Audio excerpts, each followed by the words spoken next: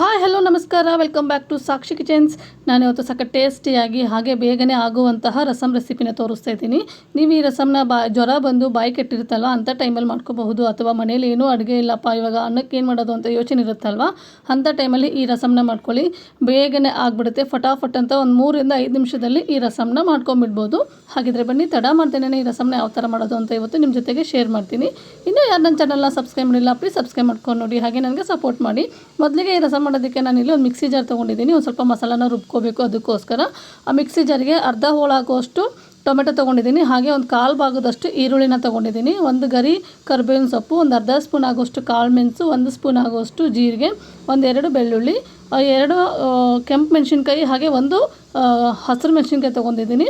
ಒಂದು ಸ್ವಲ್ಪ ಕೊತ್ತಂಬರಿ ಸೊಪ್ಪು, ಹಾಗೆ ಇಲ್ಲಿ 1 ಲಿಂಬೆಹಣ್ಣಿನ ಗಾತ್ರದಾಗುವಷ್ಟು ಹುಣಸೆಹಣ್ಣನ್ನು ತೊಗೊಂಡಿದ್ದೀನಿ.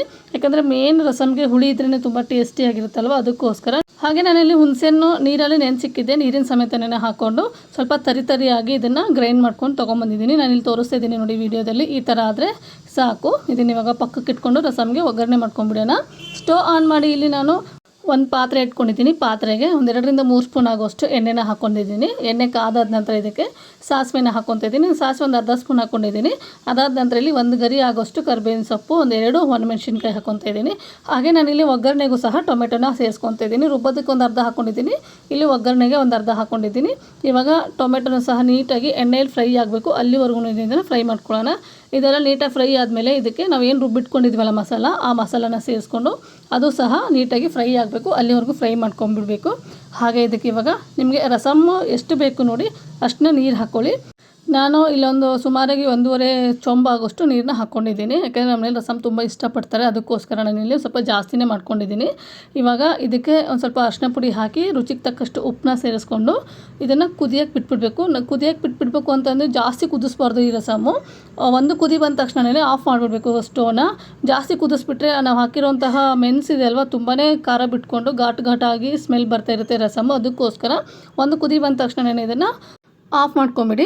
ನಿಮಗೆ ಇಲ್ಲ ನಮಗೆ ನಾಳೆಗೂ ಬೇಕು ಅಂದರೆ ನೀವು ಈ ರಸಮ್ನ ಮಾಡಿಬಿಟ್ಟು ಇವಾಗ ನೈಟಿಗೆ ಎಷ್ಟು ಬೇಕು ನೋಡಿ ಊಟಕ್ಕೆ, ಅಥವಾ ಮಧ್ಯಾಹ್ನಕ್ಕೆ ಎಷ್ಟು ಬೇಕು ನೋಡಿ ಊಟಕ್ಕೆ, ಅಷ್ಟನ್ನ ತೆಗೆದಿಟ್ಕೊಂಡ್ಬಿಟ್ಟು ಮಿಕ್ಕಿದ್ನ ಫ್ರಿಜ್ಜಿಗೆ ಇಟ್ಕೋಬಹುದು.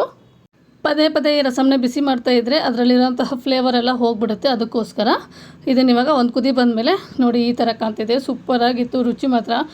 ನಮ್ಮ ಮನೇಲಿ ಮಾತ್ರ ರಸಮ್ ಅಂದರೆ ತುಂಬಾ ಇಷ್ಟ ಆಗುತ್ತೆ. ಇದು ಮಾಡಿದ ತಕ್ಷಣ ಒಂದು ಅರ್ಧ ಪಾತ್ರೆ ಅಂತೂ ಖಾಲಿ ಆಗೋದಂತೂ ಗ್ಯಾರಂಟಿ. ಯಾಕಂದರೆ ಮಾಡಿದ ತಕ್ಷಣ ನಮ್ಮ ಮನೇಲಿ ಒಂದು ಗ್ಲಾಸಿಗೆ ಹಾಕ್ಕೊಂಡು ಕುಡಿತಾ ಇರ್ತಾರೆ, ಅಷ್ಟೊಂದು ರುಚಿಯಾಗಿರುತ್ತೆ. ಹಾಗೆ ಇದನ್ನು ಕುಡಿಯೋದ್ರಿಂದ ನಮಗೇನು ಜೀರ್ಣಶಕ್ತಿ ಕ್ರಿಯೆ ಕಡಿಮೆ ಇರುತ್ತಲ್ವ, ಅದು ಜಾಸ್ತಿ ಆಗುತ್ತೆ. ತಿಂದಿರೋಂತಹ ಫುಡ್ಡೆಲ್ಲ ಜೀರ್ಣ ಆಗುತ್ತೆ. ಅದಕ್ಕೋಸ್ಕರ ಒಂದು ಸ್ವಲ್ಪ ಮೇಲ್ಗಡೆ ರಸಮ್ನ ಕುಡಿತಾ ಇರ್ತಾರೆ. ಹಾಗೆ ರಸಮ್ಗಳಲ್ಲಿ ತುಂಬ ಬಗೆಯಾಗಿರುವಂತಹ ರಸಮ್ಗಳನ್ನ ಮಾಡ್ಕೋಬಹುದು. ಈ ಬೇಳೆ ರಸಮ್ ಆಯಿತು, ಟೊಮೆಟೊ ರಸಮ್ ಆಯಿತು, ಆಮೇಲೆ ಈ ಥರ ರಸಮ್ಮು ತುಂಬಾ ಇಷ್ಟಪಡ್ತಾರೆ ನಮ್ಮ ಮನೇಲಿ. ಬೇಳೆ ಹಾಕಿರೋದಂದರೆ ಅಷ್ಟೊಂದು ಇಷ್ಟಪಡಲ್ಲ. ಈ ಟೊಮೆಟೊ ಹಾಗೆ ಈ ಥರ ಹುಣಸೆಹಣ್ಣು ಹಾಕ್ಬಿಟ್ಟು ಮಾಡಿರ್ತೀವಲ್ವ, ರಸಮ್ಮು ತುಂಬಾ ಇಷ್ಟಪಟ್ಟು ತಿಂತಾರೆ ನಮ್ಮ ಮನೇಲಿ. ಅದಕ್ಕೋಸ್ಕರ ನಾನು ಸಾಮಾನ್ಯವಾಗಿ ಜಾಸ್ತಿ ಟೊಮೆಟೊ ರಸಮ್ಮು ಹಾಗೆ ಈ ರಸಮ್ನ ಮಾಡ್ತಾಯಿರ್ತೀನಿ. ನೋಡಿ ಇದು ಈ ಥರ ಕುದಿ ಬಂದಮೇಲೆ ಇದನ್ನು ಸ್ಟೋವ್ನ ಆಫ್ ಮಾಡಿಬಿಡಬೇಕು. ಹಾಗೆ ಬಿಸಿ ಅನ್ನಕ್ಕೆ ಇದ್ರ ಜೊತೆಗೆ ಒಂದು ಹಪ್ಪಳನೋ ಅಥವಾ ಸಂಡಿಗೆನೋ, ಉಪ್ಪಿನಕಾಯಿ ಅಂದರೂ ಬೇಡ, ಯಾಕಂದರೆ ಹಾಕಿರೋಂತಹ ಹುಣಸೆಹಣ್ಣೆ ತುಂಬ ಹುಳಿಯಾಗಿರುತ್ತೆ. ಅದಕ್ಕೋಸ್ಕರ ನೋಡಿ ಇದನ್ನ ಇವಾಗ ನಾನಿಲ್ಲಿ ಕಬಾಬು ಹಾಗೆ ರೈಸ್ ಜೊತೆಗೆ ಸರ್ವ್ ಮಾಡಿದ್ದೀನಿ. ಸೂಪರಾಗಿತ್ತು, ರುಚಿ ಮಾತ್ರ. ಹಾಗಿದ್ರೆ ನೀವು ಸಹ ನಾನು ಮಾಡಿರೋಂತಹ ರಸಮ್ನ ಒಂದು ಸರಿ ಮನೇಲಿ ಮಾಡಿಬಿಟ್ಟು ಟೇಸ್ಟ್ ನೋಡಿ ನನಗೆ ಕಾಮೆಂಟ್ ಮಾಡಿ. ಹಾಗೆ ಇನ್ನೂ ಯಾರು ನನ್ನ ಚಾನಲ್ನ ಸಬ್ಸ್ಕ್ರೈಬ್ ಮಾಡಿಲ್ಲ, ಪ್ಲೀಸ್ ಸಬ್ಸ್ಕ್ರೈಬ್ ಮಾಡ್ಕೊಂಡು ನೋಡಿ, ನನಗೆ ಸಪೋರ್ಟ್ ಮಾಡಿ. ನಿಮ್ಮದು 1 ಸಬ್ಸ್ಕ್ರೈಬ್ ನನಗೆ ತುಂಬಾ ಇಂಪಾರ್ಟೆಂಟ್ ಆಗುತ್ತೆ. ಹಾಗೆ ನಿಮ್ಮ ಫ್ಯಾಮಿಲಿ ಆ್ಯಂಡ್ ಫ್ರೆಂಡ್ಸಿಗೂ ಸಹ ಶೇರ್ ಮಾಡಿ. Thank you.